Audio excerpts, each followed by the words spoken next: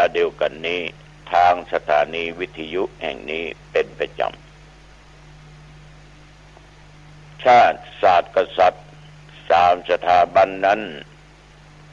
คือสถาบันแห่งชาติและสถาบันศาสนา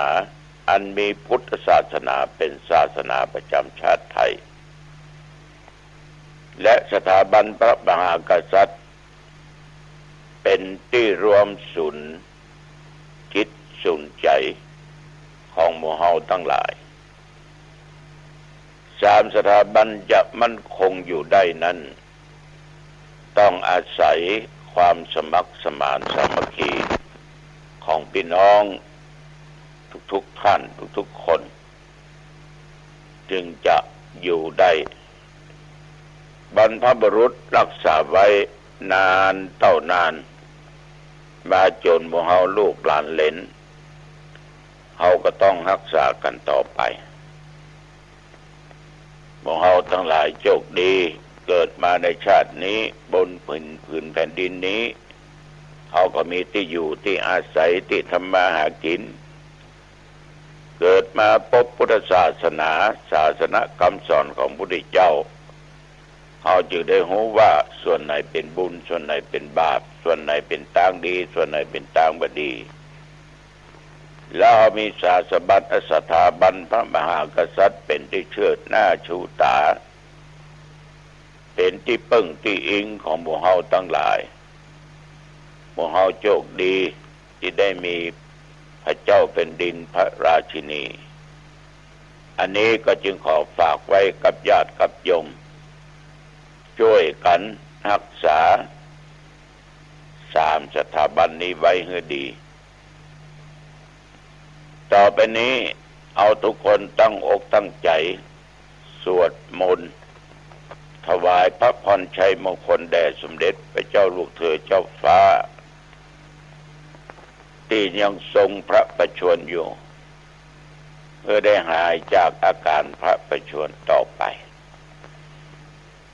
เอาไหว้พระพร้อมกันอะระหังสัมมาสัมพุทโธภควาพุทธังภวันตังอภิวาเทมิกราบพระพุทธสวากขาโตภควตาธัมโมธัมมังนะมัสสามิกราบพระธรรมสุปฏิปันโนภควโตสาวกสังโฆสังฆังนะมามิกราบพระสงฆ์ต่อไปกล่าวคำนมัสการว่าพร้อมๆกันไปนะโมตัสสะภะคะวะโตอะระหะโต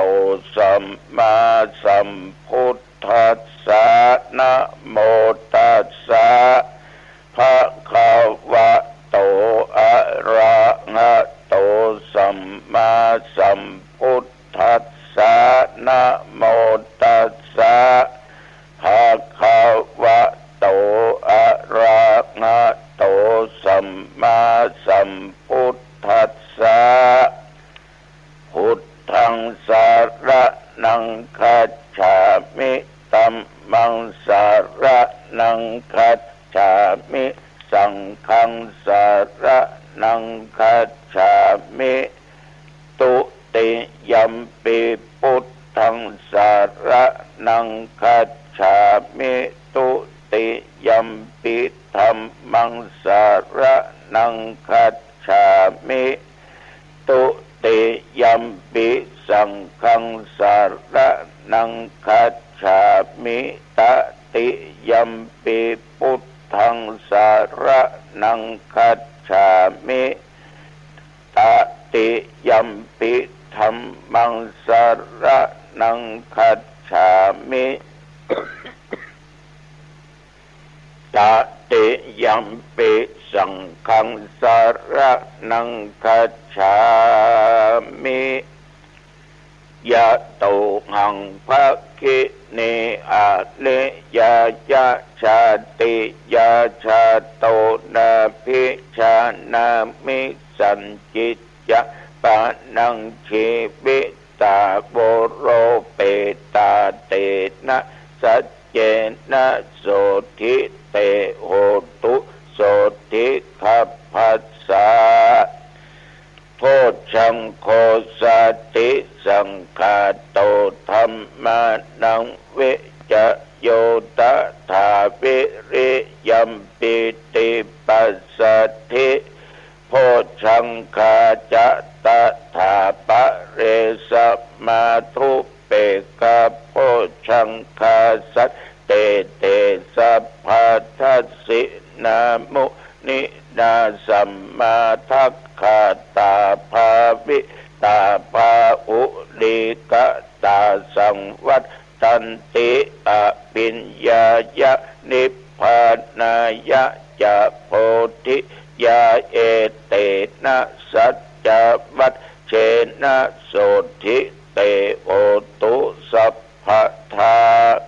เอกัสสมิงสามะเยนะโทโมกขันลานัญจกัสสะปังคิลาเนตุกิเตติสาโพชังเคสัตตะเทสะญิเตจะตังอาภินันติตวารโรคามุตจิงสุตังคะเนเอเตนะสัจจวัชเชนะโสธิเตโหตุสัพพทาเอกทาธรรมราชาปิเกลันเยนะปิปิลิโตจุนทัตเถเร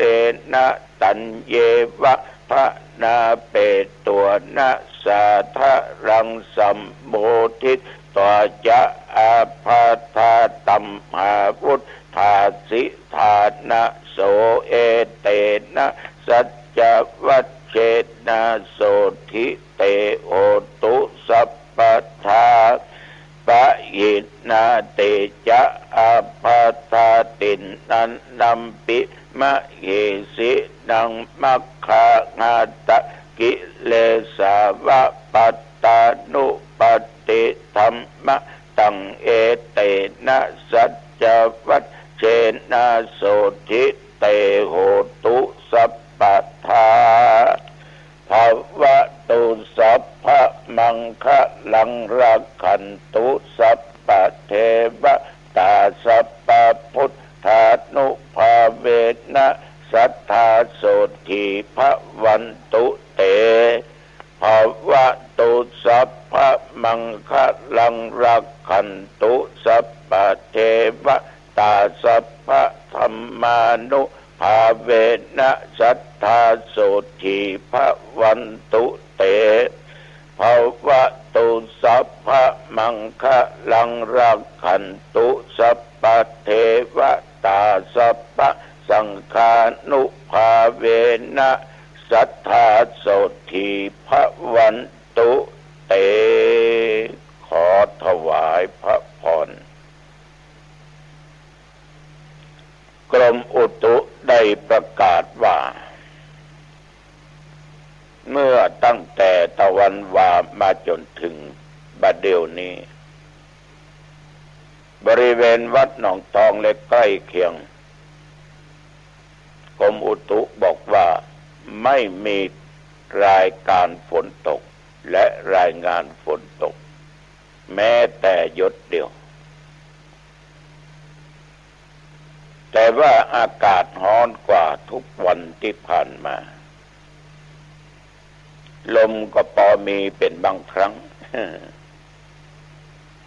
ปัจจุบันนี้อุณหภูมิ21 องศา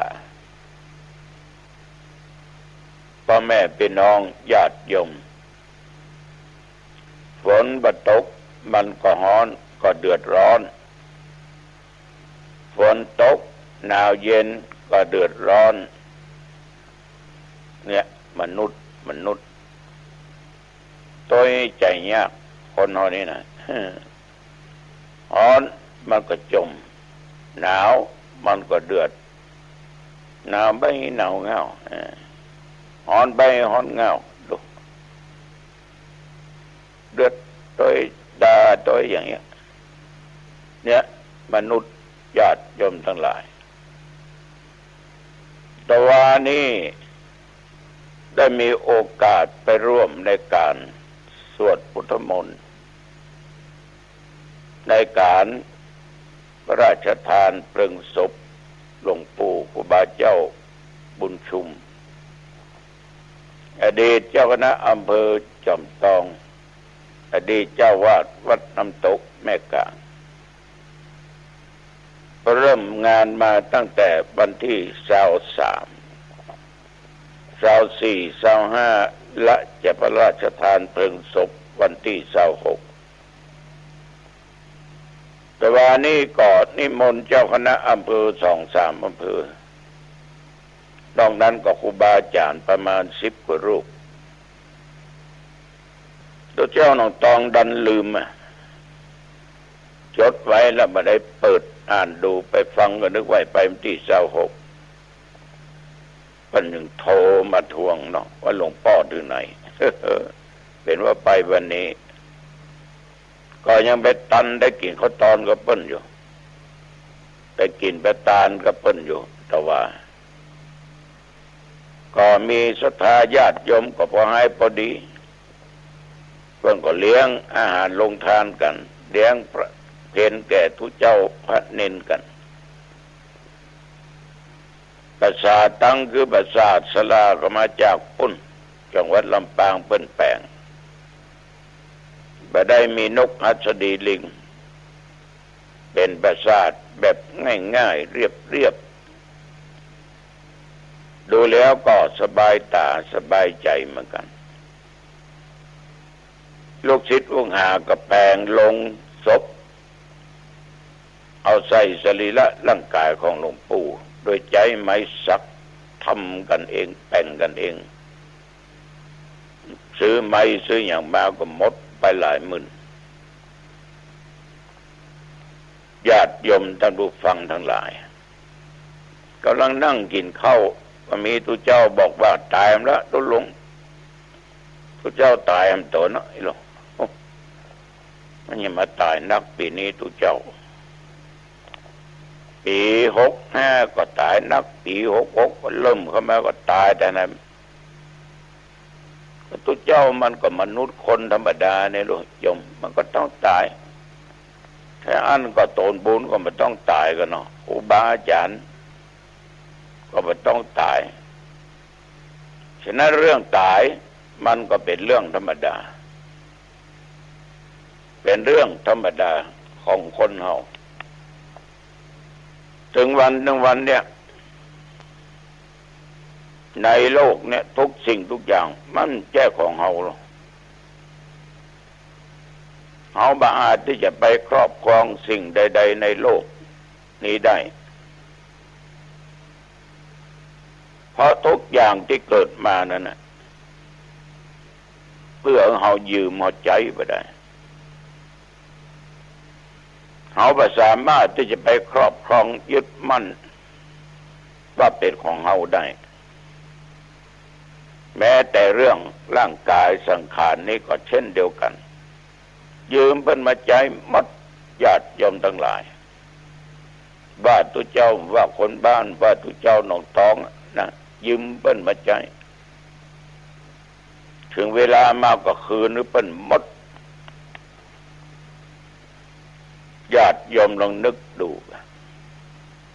บางท่านบางคนก็หิหาเงินทองวัตถุสิ่งของที่ดินที่ให้ที่นาที่สวนปลูกบ้านสร้างบ้านอย่างใหญ่โตระโหฐานเมื่อถึงเวลามรณะตายทุกอย่างส่งคืนให้เปิ้นหมดว่าเงินว่าทองว่าข้าวของว่าที่ดินส่งคืนหมดที่ห้อยหิหามาไว้ได้นะส่งคืนหมดเอาว่าจะเอาไปโตยก็เอาไปโตยถึงมาได้ สั่งลูกสั่งเต้าสั่งผัวสั่งเมียถ้าฆ่าตายนะเอานาปั้นนี้ฆ่าเนอะทำวินัยกรรมดีๆเลยนะมันก็ถึงเอาไปโดยถึงได้แม้แต่สรีระร่างกายของคนเฮาเนี่ยต้องส่งคืนเปิ้นหมดบางคนก็ยืมเปิ้นมาใช้50 ปี60 ปี70 ปี80 ปี90 ปี100 ปีมันก็ต้องส่งคืนดินน้ำลมไฟส่งคืนเปิ้นหมดบ่สามารถจะเก็บไปได้เพราะเหตุใดญาติโยมเพราะทุกสิ่งทุกอย่างนั้นเอาบ่สามารถที่จะครอบครองไปได้ตลอดไปได้ตลอดมันจะต้องส่งคืนทุกสิ่งทุกอย่างเนี่ยต่อมาข่าวแล้วมันบัดตันไปได้มันเกือบได้ส่งคืนเปิ้นไปอ่ะแต่ว่าบุญกรรมมีอยู่ถึงเก็บไปก่อนวันหน้าก็เนอะจะส่งให้นะขอมสัก40 กว่าปีไปหน้าเดี๋ยวจะส่งแน่ส่งแน่นะดูจะเป็นหนี้เป็นสินเปิ้น40 กว่าปีมันจะได้วะทุกสิ่งทุกอย่างเนี่ยเอาจะครอบครองมาได้จะใช้อำนาจบาดใหญ่บังคับมันก็ถึงได้ต่อออกไม่ออกญาติโยมหอมือมันแก่ได้ปะเนื้อหนังมังสังของกูจะไปเหี่ยวจะไปโยนเด้อได้ปะได้จะทำสัญญกรรมจะเนี้ยอย่างแกก็จ้างเถอะมันถึงจะปิกมาที่เก่าแล้วนะขอบ่ฮื้อมันแก่ขอบ่ฮื้อมันเจ็บได้วะมันตึ้มได้แต่ว่าพอบอกบรรเทาทุเลาชั่วครั้งชั่วคราวได้อย่างเขามีเนื้อไข้ก็กินยาแก้ปวดเนี่ยหรือไปหาหมอฉีดยาเนี่ยมันก็หายแต่ว่าเชื้อมันจะมีฮะเหมือนมันก็เอาหมออย่างคนเป็นโรคไตโรคเบาหวานกาไขมันกาอย่างกาทุกสิ่งทุกอย่างกินยาต้อยฉีดยาต้อยสบายขึ้นมาดีขึ้นมาเอาเข้าเผลอเอาไปหาหมออย่าเอาว่าต้องการจะยืมมานะความแก่ความเจ็บเนี่ยนะมันอยากจะได้มันก็ยูเงียดเรื่องเอามีดอกเบี้ยนะเอาไปใช้เลยมีดอกเบี้ยนะความแก่ความเจ็บมีดอกเบี้ยเนอะก็ได้จึงให้บัดได้นะทุกคนถูกเอาทุกสิ่งทุกอย่างยัดเยียดความแก่ความเจ็บเอาไปอยากได้แต่มันแล้วเขาก็มาเป็นทุกข์เป็นยากก็กลับที่มันเฮานั่นนะถึงความแก่ถึงความเจ็บยัดเยียดตลอดยัดเยียดนักเข้ากำลังวังชาถอยลงเอาสู้มันดึงได้ในที่สุดเอาก็ต้องหมดลมหายใจส่งคืนละกำนันจากที่ปีบอกว่าส่งคืนดังที่ว่าตะเกียสังขารธรรมธาตุทั้ง4ขันธ์ทั้ง5รูปเวทนาสัญญาสังขารวิญญาณส่งคืนหมดดินเป็นดินน้ำเป็นน้ำไฟเป็นไฟลมเป็นลมก็ออกไม่ออกฉะนั้นในชีวิตทุกสิ่งทุกอย่างที่เราเจอในโลกเนี่ยเราสามารถเอามาครอบครองไว้ว่าอันนี้เป็นของเรานี่เป็นของกูนะในที่สุดก็ต้องส่งคืนเปิ้นไปหมดแต่ในนี้ญาติโยมตั้งรูปฟันทั้งหลายเมื่อเขาเกิดมานั่นน่ะ เอาก็เกิดมาตัวบ่ได้เปยกายล่อนจ้อนออกมาเวลาเอาตายมันก็ไปมือเปล่าญาติโยมท่านสาธุชนทุกคนจะต้องเป็นอย่างนี้ดังที่ว่าตะเกียบมันต้องคืนเกิดมาก็มามือเปล่าตายไปก็ไปมือเปล่าเปล่าอย่างติดตัวไปสักอย่างสิ่งที่จะติดตัวไปนั้นก็คือบาปกับบุญอันนี้ของจริงคือบาปกับบุญต้องอันที่ติดตามตัวเขาไปเขาสร้างบาปนักก็แก่งแกะแบกไปตัวนะจะเอาตกกลุ่มตกจมทุกข์ยากอับจนตลอดจะไปพบใดก็มาหัวพบแต่ความทุกข์ความยากถ้าเราสร้างบุญนักบุญก็ช่วยตุ้มเขาแหละไปสู่ในทางที่ดีเกิดที่ไหนชาติใดเป็นอย่างปุ่มอย่างก็จะมีแต่ความสุขเพราะเอาได้บุญแต่ปัจจัยเงินทองสิ่งของทรัพย์สินต่างๆไม่สามารถที่จะเอาติดตามไปพอเกิดมาก็เกิดมามือเปล่าแต่เขาได้อยู่ได้กินเพราะเขาได้หิได้หาได้บุญเก่าของเขาตายไปก็จึงเปล่าหมดเรื่องบางเรื่องในญาติโยมก็นำมาเป็นทุกข์บ่นหรือคนนั้นฟังบ่นคนนี้ฟังว่าทุกข์ไปทุกข์เหงาทุกข์กับลูกกับเต้าทุกข์กับผัวกับเมียทุกข์กับเพื่อนพ้องพี่น้องชาวบ้านทุกข์กับพระกับเนนเขาโอ้ยจะไปเป็นทุกข์กับเรื่องคนอื่นมันอย่างมันว่าจะตัวเฮาสักอย่างแต่เป็นเพื่อนร่วมโลกร่วมชีวิตเดียวกันนะทุกอย่างเนี่ยเป็นไปตามเวรตามกรรมเคยบอกญาติโยมฟังหลายครั้งเหมือนข่าวเรื่องตุเจ้าก็ดีเน้นก็ดีตุตนนั้นอย่างนั้นตุตนนี้อย่างนี้จังมันเป็นเรื่องกรรมเรื่องเวรของแต่ละบุคคลโยมหลวงพ่อก็ทหารโน้ตำรวจโน้เจ้าหน้าที่โน้คนมีหน้าที่สูงสุดโน้คนทุกข์คนยากยิงประจายหลอนคนใหญ่มันตึงอย่างเดียวกันหมดเขาต้องไปเรื่องเขามาเป็นความคิดนักหัวนักอกนักใจญาติโยมมันบ่ได้ประโยชน์อะไรอย่างปล่อยวางเนี่ยปล่อยวางนึกว่านั่นคือธรรมชาติของคนของสัตว์ของมนุษย์เอาทั้งหลายเราปล่อยวางแต่บละความดีสร้างบุญสร้างกุศลไปญาติโยมเอาเกิดมาเนี่ยเอาไปได้ครอบครองอย่างมั่นคงประชาบรรณาก็ส่งคืนบุญหมดแต่การเกิดมาเอาก็เกิดมามือเปล่าตายไปก็ไปมือเปล่าบางสิ่งบางอย่างบางเรื่องบางราวก็ต้องปล่อยวาง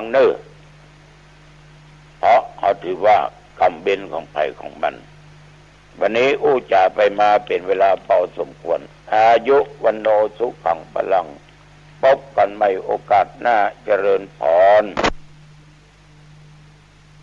ข่าวสารเพื่อการประชาสัมพันธ์ประกาศอนุโมทนา